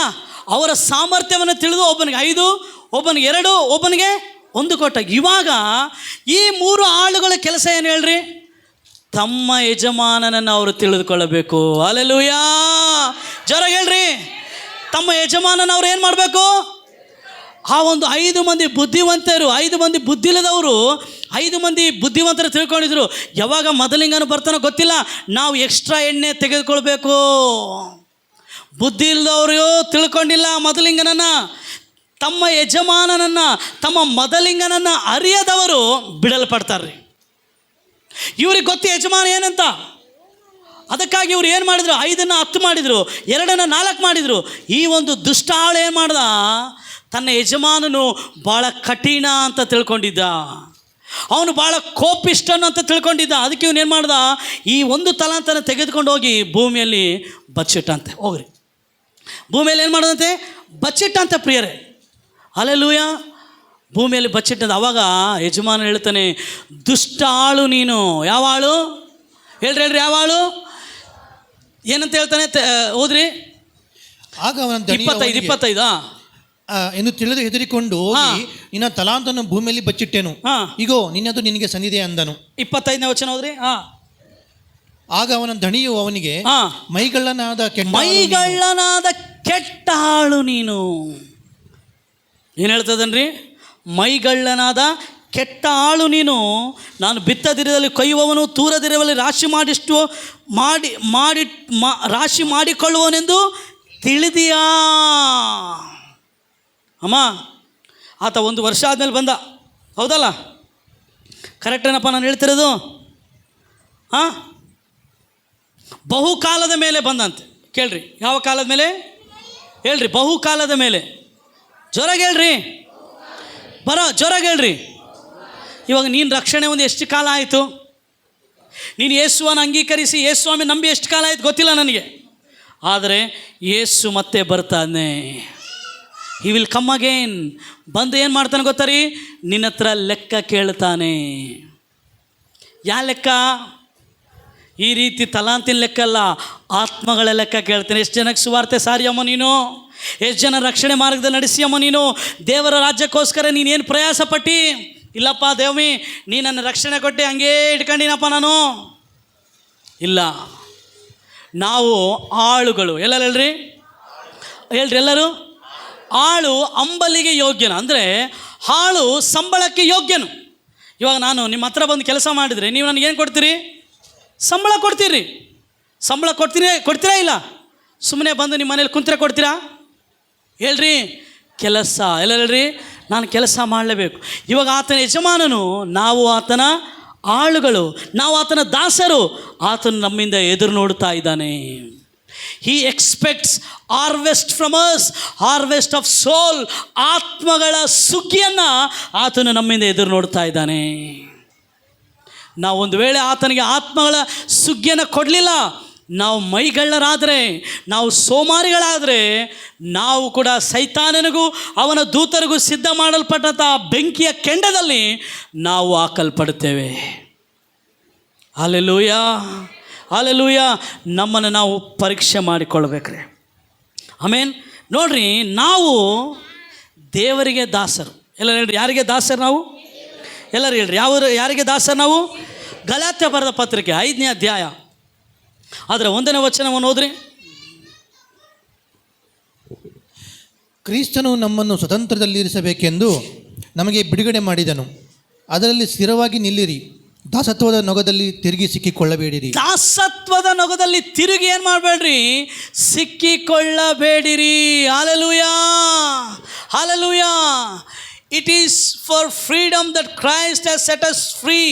Stand firm then and do not let yourselves be burdened again by yoke of slavery. ದಾಸತ್ವದ ಏನಂತಾನೆ, ದಾಸತ್ವದ ನೊಗದಲ್ಲಿ ನೊಗ.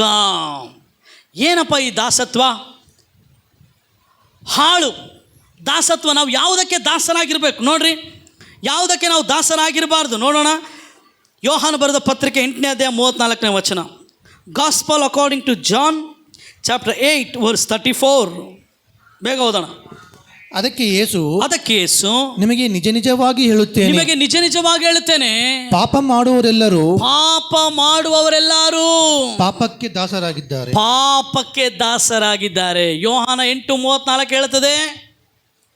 ಯೋಹಾನ ಗಲಾತ್ಯ 5:1 ನೋಡಿದೆವು, ನೀವು ತಿರುಗಿ ಆ ದಾಸತ್ವದ ನೊಗಕ್ಕೆ ಒಳಗಾಗಬೇಡಿರಿ. ದೇವರು ನಮ್ಮೆಲ್ಲರಿಗೆ ಸ್ವತಂತ್ರ ಕೊಟ್ಟನಂತೆ. ಎಲ್ಲರೂ ಹೇಳ್ರಿ, ಎಲ್ಲರಿಗೆ ಏನು ಕೊಟ್ಟಿದ್ದಾನೆ ದೇವರು? 1947 ನಮ್ಮ ಭಾರತ ದೇಶಕ್ಕೆ ಏನು ಬಂತು 1947 ಏನು ಬಂತು? ಸ್ವತಂತ್ರ. ಹೌದಲ್ಲ? ಬ್ರಿಟಿಷರಿಂದ ನಮಗೇನು ಸಿಕ್ತು? ಸ್ವತಂತ್ರ. ಇವಾಗ ನಮಗೆ ಸ್ವತಂತ್ರ ಬಂದೈತೆ, ಮತ್ತೆ ಹೋಗಿ ನಾವು ಬ್ರಿಟಿಷ್ಗೆ ಆಳಾಗಿರ್ತೀವಿ ಅಂದರೆ ಅದು ಯಾರು ನಮ್ಮ ನೋಡಿ ಜನ ಏನು ಮಾಡ್ತಾರೆ? ನಗ್ತಾರೆ. ಹೇಯಪ್ಪ, ಮಹಾತ್ಮ ಗಾಂಧೀಜಿ ಉಪ್ಪಿನ ಸತ್ಯಾಗ್ರಹ ಮಾಡ್ದ, ಎಷ್ಟೋ ಜನ ಸ್ವತಂತ್ರ ಹೋರಾಟಗಾರರು ನಮಗೋಸ್ಕರ ಪ್ರಾಣವನ್ನು ಕೊಟ್ಟರು. ಹೌದಲ್ಲ? ಎಷ್ಟೋ ಜನ ನಮಗೋಸ್ಕರ ಸತ್ತೋದ್ರು. ಅವರೆಲ್ಲರ ಒಂದು ತ್ಯಾಗವನ್ನು ನೋಡಿ ಅಷ್ಟು ಕಷ್ಟಪಟ್ಟು ನಮಗೆ ಬಿಡುಗಡೆ ಆದರು. ಮತ್ತೆ ನೀನು ಹೋಗಿ ಬ್ರಿಟಿಷರ ಕಾಲ ಕೆಳಗಿರ್ತೀಯ ಅಂದರೆ ಅವ್ರೇನು ಹೇಳ್ತಾರೆ? ಅದು ನಿನ್ನ ಹಣೆ ಬರ ಅಂತಾರೆ. ಇವಾಗ ಪೌಲನು ಹಂಗೆ ಹೇಳ್ತಾ ಇದ್ದಾನೆ. ಗಲಾತ್ಯ 5:1 ಕ್ರಿಸ್ತನು ನಮ್ಮನ್ನು ಸ್ವತಂತ್ರದಲ್ಲಿ ಇರಬೇಕೆಂದು ಬಿಡಿಸಿದನು. ಯಾವ ಸ್ವತಂತ್ರ? ಪಾಪದಿಂದ ನಾವು ಸ್ವತಂತ್ರರಾಗಿರಬೇಕು. ನಾವು ಯೇಸುವಿಗೆ ಮಾತ್ರ ದಾಸರಾಗಿರ್ಬೇಕಂತೇಳಿ ಯೇಸು ಹೇಳ್ತಾ ಇದ್ದಾನೆ 8:34 ಯೋಹಾನರಲ್ಲಿ, ಪಾಪ ಮಾಡುವ ಪ್ರತಿಯೊಬ್ಬನು ಪಾಪಕ್ಕೆ ದಾಸನಾಗಿದ್ದಾನೆ. ಹಲ್ಲೆಲೂಯಾ. ನೀನು ಪಾಪ ಮಾಡುವುದಾದರೆ ನೀನು ಪಾಪಕ್ಕೆ ದಾಸನಾಗಿದ್ದಿ. ಹೇಳ್ರಿ, ಯೇಸು ನೀನು ಪಾಪಕ್ಕೆ ದಾಸನಾಗಬೇಕಂತೇಳಿ ನಿನಗೆ ಬಿಡುಗಡೆ ಮಾಡಿದ್ನಾ? ಇಲ್ಲ, ನೀನು ಯೇಸುವಿಗೆ ದಾಸನಾಗಬೇಕಂತೇಳಿ ನಿನಗೆ ಬಿಡುಗಡೆ ಮಾಡಿದ್ನ. ಕಮಾನ್ ಹೇಳ್ರಿ, ಯಾರಿಗೆ ದಾಸರಾಗಬೇಕು? ಪಾಪಕ್ಕೆ ದಾಸರಾಗಬೇಕಾ? ಯೇಸುವಿಗೆ ದಾಸರಾಗಬೇಕಾ? ಇವಾಗ ನೀನು ಪಾಪಕ್ಕೆ ದಾಸನಾಗಬೇಕಂತೇಳಿ ಯೇಸು ನಿನಗೋಸ್ಕರ ಆ ಕಲ್ವಾರಿ ಶಿಲುಬೆಯಲ್ಲಿ ಹೋದ್ನಾ? ಇಲ್ಲ, ನೀನು ಆತನ ದಾಸನಾಗಬೇಕು. ಪಾಪದಿಂದ ಯಾಕೆ ಯೇಸು ನಿನ್ನನ್ನು ಬಿಡಿಸಿದ? ಒಂದು ದಿನ ಪಾಪ ನಿನ್ನ ಯಜಮಾನನಾಗಿದ್ದನು. ಆ ಯಜಮಾನನಾದ ಪಾಪವನ್ನು ಯೇಸು ಆ ಕಲ್ವಾರಿ ಶಿಲುಬೆ ಮೇಲೆ ಮುರಿದು, ಪಾಪ ಜ್ಞಾನವಿಲ್ಲದ ಯೇಸು ಆ ನಿನ್ನ ಯಜಮಾನನಂತಿದ್ದ ಪಾಪವನ್ನು ಮುರಿದು, ಪಾಪಕ್ಕೆ ಆಳಾಗಿದ್ದ ನಿನ್ನನ್ನು, ಪಾಪಕ್ಕೆ ದಾಸನಾಗಿದ್ದ ನಿನ್ನನ್ನು ತನ್ನ ರಕ್ತವನ್ನು ಕೊಡೋದರ ಮೂಲಕ ನಿನ್ನನ್ನು ಶುದ್ಧೀಕರಿಸಿ ನೀನು ಆತನಿಗೆ ದಾಸನು, ಆತನಿಗೆ ದಾಸಳಾಗ ಮಾಡಿದ್ದಾನೆ. ಹಲ್ಲೆಲೂಯಾ. ನಾವು ಇನ್ನು ಪಾಪಕ್ಕೆ ದಾಸರಲ್ಲ, ನಾವು ಯೇಸುವಿಗೆ ದಾಸರಾಗಿದ್ದೇವೆ. ಹಲ್ಲೆಲೂಯಾ. ಇನ್ನು ಪಾಪ ನಮ್ಮ ಯಜಮಾನನಲ್ಲ, ನಮ್ಮ ಕರ್ತಾಧಿಕರ್ತನು, ದೇವಾದಿದೇವನು, ರಾಜಾದಿರಾಜನು ಆದ ಯೇಸು ನಮ್ಮ ಯಜಮಾನನಾಗಿದ್ದಾನೆ. ಹಲ್ಲೆಲೂಯಾ. ನಾವು ಪಾಪಕ್ಕೆ ದಾಸರಲ್ಲ. ನಿಮ್ಮ ಪಕ್ಕದಲ್ಲಿ ಹೇಳ್ರಿ, ನಾನು ಪಾಪಕ್ಕೆ ದಾಸನಲ್ಲ, ಪಾಪ ನನ್ನ ಯಜಮಾನನಲ್ಲ, ಯೇಸು ನನ್ನ ಯಜಮಾನನು. ಕಮಾನ್, ಯೇಸು ನನ್ನ ಯಜಮಾನನು. Sin is not my master, Jesus is my master. ಹೌದಾ ಹೇಳ್ರಿ? ಇವಾಗ ಹೇಳ್ರಿ, ಒಂದು ವೇಳೆ ಪಾಪ ನಿನ್ನ ಯಜಮಾನನಾಗಿದ್ದರೆ ಪಾಪ ಹೇಳ್ತದೆ, ಹೋಗಿ ಕಳ್ತನ ಮಾಡು, ಹೋಗಿ ವ್ಯಭಿಚಾರ ಮಾಡು, ಹೋಗಿ ಅಕ್ರಮ ಸಂಬಂಧ ಇಟ್ಕೋ, ಹೋಗಿ ಇನ್ನು ಕೆಟ್ಟದ್ದು ಮಾಡಂತ ಪಾಪ ನಿನ್ನ ಯಜಮಾನ ಹೇಳ್ತದೆ. ಇವಾಗ ಅಂದ್ಕೊಳ್ರಿ, ಬಾರೋ, ನಾನು ಯಜಮಾನ, ಇವ್ನು ನನ್ನ ಹತ್ರ ಕೆಲಸ ಮಾಡ್ತಾಯಿದ್ದಾನೆ. ಹೌದಾ? ನನ್ನ ಹತ್ರ ಇವನೇನು ಮಾಡ್ತಾಯಿದ್ದಾನೆ? ಕೆಲಸ ಮಾಡ್ತಾನೆ. ಹೋಗೋ, ನೀನು ಹೋಗಿ ಅವ್ರನ್ನ ಹೊಡೆದು ಬಂದ್ರೆ ಏನು ಮಾಡ್ಬೇಕು ನೀನು? ಹೇಳ್ರಿ, ಹೊಡೆದು ಬರ್ಬೇಕು ಅವನು. ಯಾಕೆ? ಇವನು ಯಾರಿಗೆ ಆಳು? ಕಮಾನ್ ಹೇಳ್ರಿ, ನನ್ನ ದಾಸ ಇವನು, ನಾನು ಇವನು ಯಜಮಾನ. ಹೋಗ ಅದು ಕೊಟ್ಟು ಬಾ ಅಂದ್ರೆ ಇವನು ಏನು ಮಾಡಬೇಕು? ಕೊಡಲ್ಲ ಅಂತ ಹೇಳ್ತಾನ? ನೋ, ಇವನು ಕೊಟ್ಟು ಬರಲೇಬೇಕು. ಒಂದು ವೇಳೆ ಇವ್ನು ನನ್ನ ಹತ್ರ ಕೆಲಸಕ್ಕಿಲ್ಲಪ್ಪ, ಅವನು ಸ್ವಂತ ಜೀವಿತ ಜೀವಿಸ್ತಾ ಇದ್ದಾನೆ ಅಂದ್ಕೊಳ್ರಿ, ಅವಾಗ ನಾನು ಹೇಳಿದ್ದು ಅವ್ನು ಮಾಡ್ತಾನ? ನಾನು ಅವ್ನಿಗೆ ಹೇಳ್ತೀನಾ? ಹೇಳ್ರಿ ಎಸ್. ಒಂದು ವೇಳೆ ನೀನು ಪಾಪಕ್ಕೆ ದಾಸನಾಗಿದ್ದರೆ ಪಾಪ ಹೇಳಿದಂತೆ ನೀನು ಮಾಡ್ತಿ. ಒಂದು ವೇಳೆ ನಿನಗೆ ನಿಜವಾಗಲೂ ಯೇಸು ಸ್ವಾಮಿ ಜೊತೆಗೆ ಎಂಗೇಜ್ಮೆಂಟ್ ಆಗಿದ್ದರೆ ಯೇಸು ಸ್ವಾಮಿ ಹೇಳದಂತೆ ಮಾಡ್ತಿ, ಲೋಕ ಹೇಳದಂತೆ ಮಾಡೋದಿಲ್ಲ. ನೀನು ನಿಜವಾಗಲೂ ಯೇಸುವಿಗೆ ದಾಸನಾಗಿದ್ದರೆ ನಿನ್ನ ಯಜಮಾನನಾದ ಯೇಸು ಹೇಳಿದಂತೆ ಮಾಡ್ತಿ. ಯೇಸು ಯಾರನ್ನು ಕೂಡ ಪಾಪಕ್ಕೆ ಪ್ರೇರೇಪಿಸೋದಿಲ್ಲ. ಯೇಸು ಯಾವುದೇ ಕೆಟ್ಟದಕ್ಕೆ ಸಂಬಂಧಪಟ್ಟವನಲ್ಲ. ಯೇಸು ಯಾವಾಗಲೂ ಒಳ್ಳೆಯದನ್ನು ಮಾಡುವವನು, ಪರಿಶುದ್ಧತೆಯಲ್ಲಿ ಜೀವಿಸುವಂತೆ ಮಾಡ್ತಾನೆ. Choice is yours. ನೀನು ಯಾರನ್ನು ನಿನ್ನ ಜೀವಿತದಲ್ಲಿ master ಮಾಡ್ಕೊಳ್ಬೇಕೆಂದಿದ್ದಿ? whom you want to make a master in your life, Jesus or sin? ಪಾಪಕ ಇಲ್ಲ ಪರಿಶುದ್ಧನಾದ ಯೇಸುವಿಗ? ಒಂದು ವೇಳೆ ಪಾಪ ನಿನ್ನ ಯಜಮಾನನಾದರೆ ಶಟ್ಲು ನಿನ್ನ ಕತೆ, ಅವನು ಮುಗಿಸ್ಬಿಡ್ತಾನೆ ನಿನ್ನ ಕತೆನ. ಹೇಳ್ರಿ, ಒಂದು ವೇಳೆ ಯೇಸು ನಿನ್ನ ಯಜಮಾನನಾದರೆ ಆತನು ನಿನ್ನನ್ನು ನಿತ್ಯ ಜೀವಕ್ಕೆ ನಡೆಸ್ತಾನೆ. ಆತನು ನಿನ್ನನ್ನು ಸಮಾಧಾನಕ್ಕೆ ನಡೆಸ್ತಾನೆ. ಆತನು ನಿನ್ನನ್ನು ಆರೋಗ್ಯದಲ್ಲಿ ನಡೆಸ್ತಾನೆ. ಆತನು ನಿನ್ನನ್ನು ಸಮೃದ್ಧಿಯಲ್ಲಿ ನಡೆಸ್ತಾನೆ. ಆತನು ತಂದೆಯ ಚಿತ್ತದಲ್ಲಿ ನಿನ್ನನ್ನು ನಡೆಸ್ತಾನೆ. ಕಮಾನ್, ಚಾಯ್ಸ್ ಇಸ್ ಯುವರ್ಸ್. ಆಯ್ಕೆ ನಿಂದು. ನಿನ್ನನ್ನು ಪಾಪಕ್ಕೆ ಯಜಮಾನನಾಗಿ ಒಪ್ಪಿಕೊಳ್ಳುತ್ತೀಯಾ, ಇಲ್ಲ ಯೇಸುವನ್ನು ನಿನ್ನ ಯಜಮಾನನಾಗಿ ಒಪ್ಪಿಕೊಳ್ಳುತ್ತೀಯಾ? ಆಮೇನ್, ಹಲ್ಲೆಲೂಯಾ. ನೀನು ದಾಸನಾಗಿ ಮಾಡಲ್ಪಟ್ಟಿರೋದು ಯೇಸುವಿಗೆ, ಪಾಪಕ್ಕೆ ಅಲ್ಲ. ಯೇಸು ನಿನ್ನನ್ನು ತನ್ನ ರಕ್ತದಿಂದ ಬಿಡುಗಡೆ ಮಾಡಿರೋದು ನೀನು ಆತನಿಗೆ ದಾಸನಾಗಿರಬೇಕು, ನೀನು ಆತನ ಹಿಂಬಾಲಿಸ್ಬೇಕಂತೇಳಿ ಹೊರತು ನೀನು ತಿರುಗಿ ಪಾಪಕ್ಕೆ ದಾಸನಾಗಬೇಕಂತೇಳಿ ಅಲ್ಲ. We are not slave to sin, but we are slave to Jesus Christ. ನಾವು ಯೇಸುವಿಗೆ ದಾಸರು. ಕಮಾನ್, ಹೇಳ್ರಿ. ಪಾಪ ಮಾಡುವವನು ಯಾವುದಕ್ಕೆ ದಾಸನು? ಪಾಪಕ್ಕೆ. ಒಂದು ವೇಳೆ ಯೇಸು ಸ್ವಾಮಿಯನ್ನು ಸೇರಿಕೊಳ್ಳೋನು ಯಾರಿಗೆ ದಾಸನು? ಯೇಸುವಿಗೆ. ಆಮೇಲೆ ನಾವು ಯೇಸುವಿನೊಟ್ಟಿಗೆ ಸೇರೋಣ. Jesus is our master, not sin. ಪಾಪ ನಮ್ಮ ಯಜಮಾನ ಅಲ್ಲ. ನೀನು ಹೆಂಗೆ ಬೇಕಾದಂಗೆ ಜೀವಿಸ್ತಾ ಇದೆಯಾ ಅಂದರೆ ಅರ್ಥ ಏನು ಗೊತ್ತಾ? ನಿನ್ನ ಜೀವಿತದಲ್ಲಿ ಯೇಸು ಯಜಮಾನ ಇಲ್ಲ, ಪಾಪ ನಿನ್ನ ಯಜಮಾನ. ನೀನು ಹೊಸ ಮಾತಾಡ್ತಿದ್ದಿ, ಹೆಂಗೆ ಬೇಕಾರಂಗೆ ಆಲೋಚನೆ ಮಾಡ್ತಿ, ಹೆಂಗೆ ಬೇಕಾರಂಗೆ ನೋಡ್ತಾ ಇದೀಯ ಅಂದರೆ ನಿನ್ನ ಕಣ್ಣಿಗೆ, ನಿನ್ನ ಆಲೋಚನೆಗೆ, ನಿನ್ನ ಹೃದಯಕ್ಕೆ ಯೇಸು ಯಜಮಾನನಲ್ಲ, ಪಾಪ ನಿನ್ನ ಯಜಮಾನ. ಹಲ್ಲೆಲೂಯಾ. ನನ್ನ ಆಳಿದ್ರೆ ನಾನು ಯಾವಾಗ ಫೋನ್ ಮಾಡ್ತೀನಿ, ಅವ್ನು ಬರ್ಬೇಕ್ರಿ. ಹೇಳ್ರಿ, ಅವ್ನು ಬಂದಿಲ್ಲ ಅಂದರೆ ಅವನಿಗೆ ಸಂಬಳ ಕೊಡೋದಿಲ್ಲ. ಇವಾಗ ನೀನು ಒಂದು ವೇಳೆ ಪಾಪವನ್ನು ನೀನು ಯಜಮಾನನಾಗಿ ಮಾಡಿಕೊಂಡ್ರೆ ಪಾಪ ಹೇಳಿದಂತೆ ನೀನು ಕೇಳಬೇಕು. ಪಾಪ ಕೊಡುವ ಸಂಬಳ ಮರಣ. ಆ ಪಾಪ ನಿನ್ನನ್ನು ಆ ಒಂದು ಏನಂತ್ರಿ ಗಿಲ್ಟಿ, ತಪ್ಪಿತಸ್ಥ ಮನೋಭಾವಕ್ಕೆ ನಡೆಸ್ತದೆ. ಅಯ್ಯೋ, ನೀನು ತಪ್ಪು చేసేసింది కదా. You are always in depression, disappointment, discouragement, because sin will lead you to death. ಪಾಪ ನಿನ್ನನ್ನು ಮರಣಕ್ಕೆ ನಡೆಸ್ತದೆ. ನೀನು ಯಾವಾಗಲೂ ನಿರಾಶೆ, ನಿರುತ್ಸಾಹದಲ್ಲಿ ಜೀವಿಸ್ತಿ. ಆ ಪಾಪ ಎನ್ನುವಂಥ ಯಜಮಾನನನ್ನು ಮುರಿಯುವುದಕ್ಕಾಗಿಯೇ ಯೇಸು ನಮ್ಮ ಯಜಮಾನನಾಗಿ ಬಂದನು. ಹಲ್ಲೆಲೂಯಾ. ನಂಬೋರು ಮಾತ್ರ ಚಪ್ಪಾಳೆ ತಟ್ಟುತ್ತಾ, ಯೇಸುವೇ ನನ್ನ ಯಜಮಾನನೇ, ನಿನಗೆ ಸ್ತೋತ್ರಪ್ಪ. ಆ ಪಾಪದ ಯಜಮಾನನು ನನ್ನ ಮೇಲೆ ಆಳ್ವಿಕೆ ಮಾಡಬಾರ್ದಂತೇಳಿ ಆತನು ನನ್ನನ್ನು ಆಳ್ವಿಕೆ ಮಾಡೋದಕ್ಕಾಗಿ ಆ ಪರಲೋಕ ಸಿಂಹಾಸನವನ್ನು ತೆಗೆದು ಆತನು ದಾಸನ ರೂಪ ತಾಳಿದನಂತರಿ. ಯಾವ ರೂಪ ರೀ? ಹೇಳ್ರಿ. ಆತನು ಪಾಪಕ್ಕೆ ತನ್ನ ಮೇಲೆ ಹಾಕ್ಕೊಂಡ. ಪಾಪ ಹೇಳ್ತು, ನೋಡಿಯಾ, ನೀನು ಕೂಡ ನನ್ನ ದಾಸನಾದಿ. ನನ್ನನ್ನು ತನ್ನ ದಾಸನನ್ನಾಗಿ ಮಾಡೋದಕ್ಕಾಗಿ, ನನ್ನನ್ನು ತನ್ನ ಆಳಾಗಿ ಮಾಡೋದಕ್ಕಾಗಿ ಯಜಮಾನನು ನನಗೋಸ್ಕರ ದಾಸನಾದರೆ. ಇವಾಗ ನಾವೇನು ಮಾಡ್ತಾಯಿದ್ದೀವಿ ರೀ? ಮತ್ತೆ ಯೇಸುವನ್ನು ತಿರಸ್ಕರಿಸಿ ಪಾಪಕ್ಕೆ ದಾಸರಾಗ್ತಾ ಇದ್ದೇವೆ. ಪ್ರೇರೆ, ಈ ದಿನ ಒಂದು ತೀರ್ಮಾನ ಮಾಡೋಣ. ನಾನು ಪಾಪಕ್ಕೆ ದಾಸನಲ್ಲ, ಯೇಸುವಿಗೆ ದಾಸನು. I am not slave to sin, but I am slave to Jesus Christ who died for me. ನನಗಾಗಿ ಸತ್ತು ಹೋದ ಯೇಸುವಿಗೆ ನಾನೇನಾಗಿದ್ದೇನೆ? ದಾಸನಾಗಿದ್ದೇನೆ. ಅದಕ್ಕೆ ಯೇಸು ಹೇಳ್ದ, ಪಾಪ ಮಾಡುವವರೆಲ್ಲರೂ ಪಾಪಕ್ಕೆ ದಾಸರು.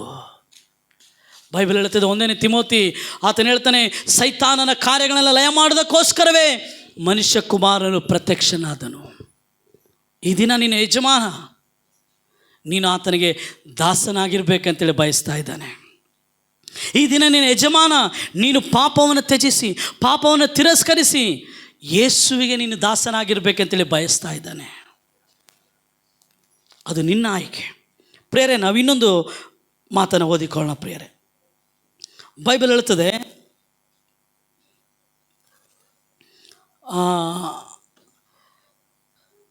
ಯೆರೆಮೀಯ 48ನೇ ಅಧ್ಯಾಯ 10ನೇ ವಚನ.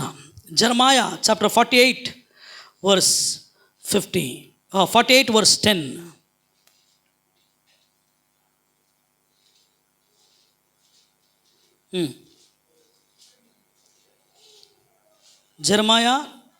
ಯೆರೆಮೀಯ 48ನೇ ಅಧ್ಯಾಯ 10ನೇ ವಚನ.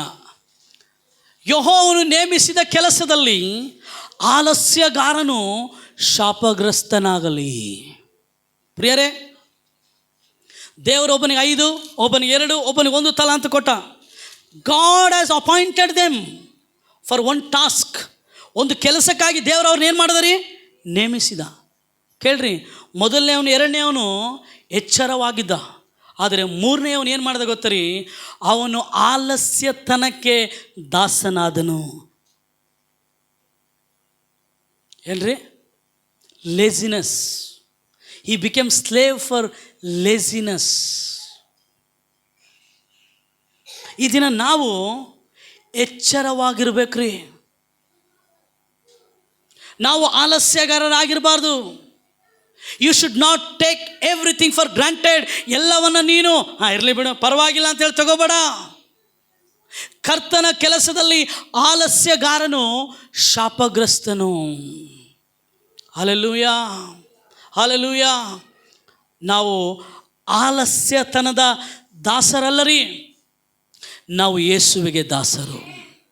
ನಾವು ಸೋಮಾರಿತನಕ್ಕೆ ದಾಸರಲ್ಲರಿ, ನಾವು ಜ್ಞಾನವಾದ ಯೇಸುವಿಗೆ ದಾಸರಾಗಿದ್ದೇವೆ. ಆಮೇನ್. ನಾವು ಆಲಸ್ಯಗಾರ ಆಗಿರಲಿಕ್ಕೆ ಸಾಧ್ಯವಿಲ್ಲ. ನೀನು ಒಂದು ವೇಳೆ ಆಲಸ್ಯಗಾರನಾದರೆ, ಒಂದು ವೇಳೆ ನೀನು ಆಲಸ್ಯಗಾರಳಾದರೆ, ಬುದ್ಧಿ ಇಲ್ಲದ 5 ಮಂದಿ ಕನ್ಯಕರಂತೆ ನೀನು ಬಿಡಲ್ಪಡ್ತಿ. ಈ ಕೊನೆಯ ಆಳು ಯಾವ ರೀತಿ ಶಾಪ ಹೊಂದಿದನೋ ಅವನಂತೆ ನೀನು ಕೂಡ ನಿನ್ನ ಯಜಮಾನನಿಂದ ಶಾಪವನ್ನು ಹೊಂದಿಕೊಳ್ಳುತ್ತಿ. ನಾವು ಎಚ್ಚರವಾಗಿರಬೇಕು. ಅದಕ್ಕೆ ಯೇಸು ಹೇಳಿದ, ಲೂಕ 18ನೇ ಅಧ್ಯಾಯ 1ನೇ ವಚನ ತೆಗಿಬೇಡ್ರಿ, ಎಚ್ಚರವಾಗಿದ್ದು ಎಲ್ಲ ಸಮಯಗಳಲ್ಲಿ ಏನು ಮಾಡ್ರಿ? ಪ್ರಾರ್ಥಿಸ್ರಿ. ನಾವು ಆಲಸ್ಯಗಾರ ಆಗಿರಲಿಕ್ಕೆ ಸಾಧ್ಯವಿಲ್ಲ. You cannot be a lazy person. ಸಬ್ ಚಲ್ತಾ ನೈ ಚಲ್ತಾ, ನಡೀತದ ಬಿಡು, ಪರವಾಗಿಲ್ಲ. No, don't take your Christian life for granted. ನಿನ್ನ ಕ್ರೈಸ್ತವ ಜೀವಿತವನ್ನು, ದೇವರು ನಿನಗೆ ಕೊಟ್ಟ ಆ ರಕ್ಷಣೆಯ ಅನುಭವವನ್ನು, ಈ ಆತ್ಮಿಕ ಜೀವಿತವನ್ನು ನೀನು ಆಲಸ್ಯವಾಗಿ ತೆಗೆದುಕೊಳ್ಳಬೇಡ. ಎಚ್ಚರವಾಗಿರು, ಎಚ್ಚರವಾಗಿರು. Be alert. ಎಲ್ಲ ಸೋಮಾರಿತನವನ್ನು, ಆಲಸ್ಯತನವನ್ನು ನಿನ್ನಿಂದ ತೆಗೆದಾಕ್ರಿ. ಬೈಬಲ್ ಹೇಳ್ತದೆ, ಜ್ಞಾನೋಕ್ತಿಗಳಲ್ಲಿ, ಸೋಮಾರಿಯ ಮನೆ ಸೋರ್ತದಂತೆ ರೀ. ಮಳೆ ಬಂದರೆ ಏನಾಗ್ತದಂತೆ? ಸೋಮಾರಿ. ಯಾಕೆ? ಅವನಿಗೆ ತನ್ನ ಚಪ್ರ ಹಾಕ್ಕೊಳ್ಬೇಕಂತೇಳಿ ಅವನಿಗೆ ಮನಸ್ಸಿಲ್ಲ. ಸೋಮಾರಿ ಅವನು ಮಲಗೇ ಇರ್ತಾನೆ ಯಾವಾಗಲೂ. ಇನ್ನೂ ಸ್ವಲ್ಪ ನಿದ್ದೆ ಮಾಡಬೇಕು, ಅಲಾರಾಮ್ ಹೊಡೆದ್ರೆ ಇನ್ನೊಂದು 15 ನಿಮಿಷ, ಅಲಾರಾಮ್ ಹೊಡೆದ್ರೆ ಆಫ್ ಮಾಡಿಬಿಡೋದು, ಇನ್ನೂ ಸ್ವಲ್ಪ.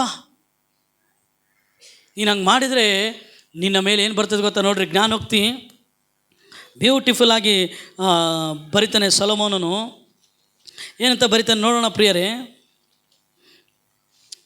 ಜ್ಞಾನೋಕ್ತಿಗಳು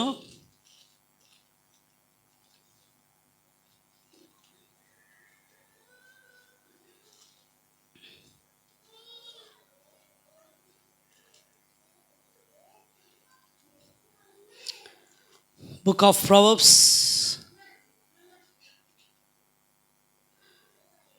ಯಾರಿಗಾದ್ರೂ ಸಿಕ್ಕರೆ ಹೋದ್ರಿ?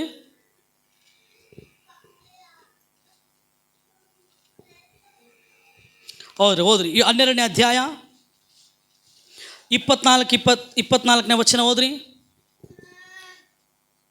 ಚುರುಕುಗೈಯವನಿಗೆ ರಾಜ್ಯಾಧಿಕಾರ, ಚುರುಕುಗೈಯವನಿಗೆ ರಾಜ್ಯಾಧಿಕಾರ, ಮೈಗಳ್ಳನಿಗೆ ಬಿಟ್ಟಿಯ ಬದುಕು. ಮೈಗಳ್ಳನಿಗೆ ಬಿಟ್ಟಿಯ ಬದುಕು. ಒಂದು ವೇಳೆ ನೀವು ಎಲ್ಲಾದರೂ ಕೆಲಸ ಮಾಡ್ತಾಯಿದ್ರಿ ಅನ್ಕೊಳ್ರಿ, ಹಾಂ, ನೀವು ಹುಷಾರಾಗಿಲ್ಲ ಅಂದರೆ ನಿಮಗೆ ಪ್ರಮೋಷನ್ ಕೊಡ್ತಾರಾ ಹೇಳ್ರಿ? ಆಮೇಲೆ ನೋಡ್ರಿ 27ನೇ ವಚನ ಓದ್ರಿ. ಮೈಗಳನ್ನು ಹಿಡಿದ ಬೇಟೆಯನ್ನು ಬೇಯಿಸನು. ಮೈಗಳ ಅಂದರೆ ಸೋಮಾರಿ ಹಿಡಿದ ಬೇಟೆಯನ್ನು ಬೇಯಿಸನಂತೆ. ಒಂದು ವೇಳೆ ನೀನು ಚಿಕನ್ ತಂದಿ ಅನ್ಕೊ ನಿಮ್ಮ ಮನೆಗೆ, ಹೇಳ್ರಿ, ಬಾಯ್ಲ್ ಮಾಡಿದ್ರೆ ಹಂಗೆ ಇಟ್ಬಿಡಿ, ಏನಾಗ್ತದೆ ಚಿಕನ್ ಘಮ ಘಮ ಅಂತ ವಾಸನೆ ಬರ್ತಾ ಹೇಳ್ರಿ? ಹಾಂ ಹೇಳ್ರಿ, ಕೆಟ್ಟೋಗುತ್ತೆ. ಹಂಗೆ ನೀನು ಆಲಸ್ಯಗಾರನಾಗಿದ್ದರೆ ದೇವರು ನಿನಗಾಗಿ ಇಟ್ಟಿರುವಂಥದ್ದನ್ನು ನೀನು ಕೆಡಿಸ್ಕೊಳ್ತಿ. ಓಕೆನಾ? ಆಮೇಲೆ ಅದೇ ಎಷ್ಟನೇ ಅಧ್ಯಾಯ ಓದ್ತೀವಿ ನಾವು? 12ನೇ ವಚನ ಅಲ್ಲ, 12ನೇ ಅಧ್ಯಾಯ 27ನೇ ವಚನ ಹೋದ್ರಿ. ಮೈಗಳನ್ನು ಹಿಡಿದ ಬೇಟೆಯನ್ನು ಬೇಯಿಸನು, ಚಟುವಟಿಕೆಯವನು. The people who are active. ಹೇಳ್ರಿ, ನೀನು ಹುಷಾರಿರ್ಬೇಕು, ಚುರುಕಿರ್ಬೇಕು. ಅವಾಗ ಅವನು ಏನು ಹೇಳ್ತಂತೆ? ಅಮೂಲ್ಯ ಸಂಪತ್ತು ದೊರಕ್ತದೆ. ಹೇಳ್ರಿ, ಈ 5 ತಲಾಂತುಳ್ಳವನು ಹುಷಾರಿದ್ದ. ಅವನು 5 ಏನು ಮಾಡ್ದ? ತಂದೆ ಏನು ಹೇಳಿದ ಗೊತ್ತಾ? ನೀನು ಸ್ವಲ್ಪದರಲ್ಲಿ ನಂಬಿಗಸ್ತನಾಗಿದ್ದಿ, ನನ್ನ ಮನೆಗೆ ಬಾ. 2 4 ಮಾಡ್ದ. ದೇವ್ರು ಏನು ಹೇಳ್ದ? ನೀನು ಸ್ವಲ್ಪ ಬಾ. ಒಬ್ಬನಿರೋರ್ಗೆ ಏನು ಹೇಳ್ದ ದೇವರು? ಮೈಗಳ್ಳನು ನೀನೇನು ಮಾಡು, ಹೋಗು, ಅವನು ಹಾಕ್ರ ಅಂತ ಹೇಳ್ದ. ಮುಂದೆ ಪ್ರೇರ ನೋಡ್ರಿ, ಅದೇ ಜ್ಞಾನೋಕ್ತಿ 6ನೇ ಅಧ್ಯಾಯ 9-10ನೇ ವಚನ ಹೋದ್ರಿ. ಸೋಮಾರಿಯೇ, ಎಷ್ಟು ಹೊತ್ತು ನಿದ್ರೆಯಿಂದ ಯಾವಾಗ ಎಚ್ಚರಗೊಳ್ಳುವಿ? ಇನ್ನೂ ಸ್ವಲ್ಪ ನಿದ್ದೆ, ಇನ್ನು ತುಸು ತುಕಾಡಿಕೆ, ಇನ್ನು ಕೊಂಚ ನಿದ್ದೆಗಾಗಿ ಕೈ ಮುದುರಿಕೊಳ್ಳುವೆ ಅಂದುಕೊಳ್ಳುವಿಯಾ? ಗೊತ್ತಾ? ಸ್ವಲ್ಪ ಜನ ಮಲಗೇನು ತೋರಿಸಿದೇನು ಬೇಡಲ್ಲ ಅಲ್ಲ, ಸ್ವಲ್ಪ ಜನ ಅಂತಲ್ಲ ಮತ್ತು ಅಮ್ಮ ಇನ್ನೊಂದು 5 ನಿಮಿಷ, ಇವ್ರು 5 ನಿಮಿಷ 50 ನಿಮಿಷ ಆಗ್ಬಿಟ್ಟಿರುತ್ತೆ, ಹೌದಲ್ಲ? ಇನ್ನು ಸ್ವಲ್ಪ ಅವಾಗೇನಿದೆ. ನಾವು ಸ್ಪೆಷಲಿ ನಮ್ಮ ಪರನ್ ಗ್ರಾಮ್ ಸ್ಟೇಮ್ಸ್ ಎಬ್ಸ್ಬೇಕಂದ್ರೆ ಸಣ್ಣವನ್ನ ಫ್ಯಾನ್ ಆಫ್ ಮಾಡಿಬಿಡ್ತೀವಿ. ಫ್ಯಾನ್ ಆಫ್ ಆದ್ರೆ ಮುಗೀತವನ ಕತೆ.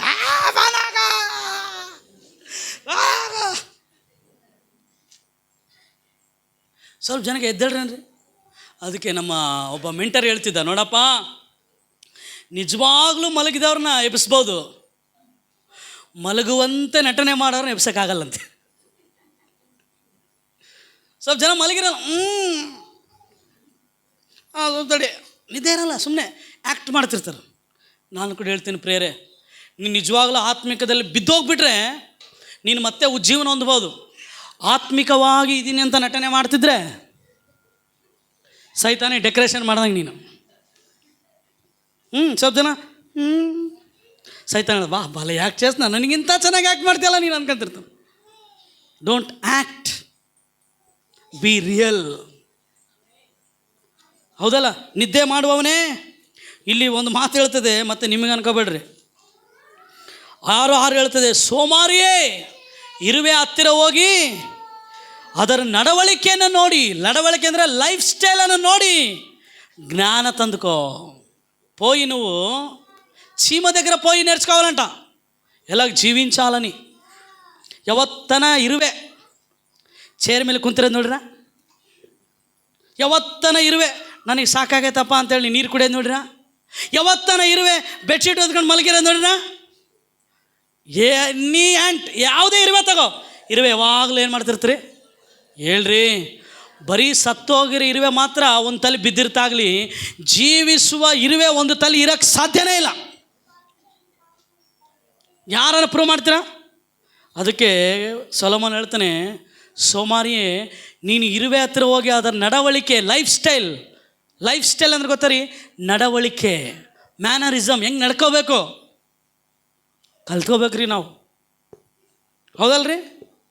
ಬೆಳಿಗ್ಗೆ ಎಷ್ಟು ಗಂಟೆಗೆ ಎದ್ದೇಳ್ತೀವಿ, ಎಷ್ಟು ಗಂಟೆಗೆ ಬ್ರಷ್ ಮಾಡ್ತೀವಿ, ಎಷ್ಟು ಗಂಟೆಗೆ ವಾಶ್ರೂಮ್ಗೆ ಹೋಗ್ತೀವಿ, ಎಷ್ಟು ಗಂಟೆಗೆ ರೆಡಿ ಆಗ್ತೀವಿ, ಕಲ್ದಿಬೇಕ್ರಿ ನಾವು. ಒಂದು ಟೈಮ್ ಟೇಬಲ್ ಇರ್ಬೇಕು ನಮ್ಮ ಹತ್ರ. ಇಲ್ಲಾಂದರೆ ನಮ್ಮ ಯಜಮಾನನಿಗೆ ನಾವು ಇಷ್ಟವಾಗಿರಲಿಕ್ಕೆ ಸಾಧ್ಯ ಇಲ್ಲ. ನಮ್ಮ ಯಜಮಾನನ ಬರ್ತಾನೆ, ಕೇಳ್ತಾನೆ ಲೆಕ್ಕ, ನಾವು ರೆಡಿ ಇರ್ಬೇಕ್ರಿ. Alleluia, alleluia.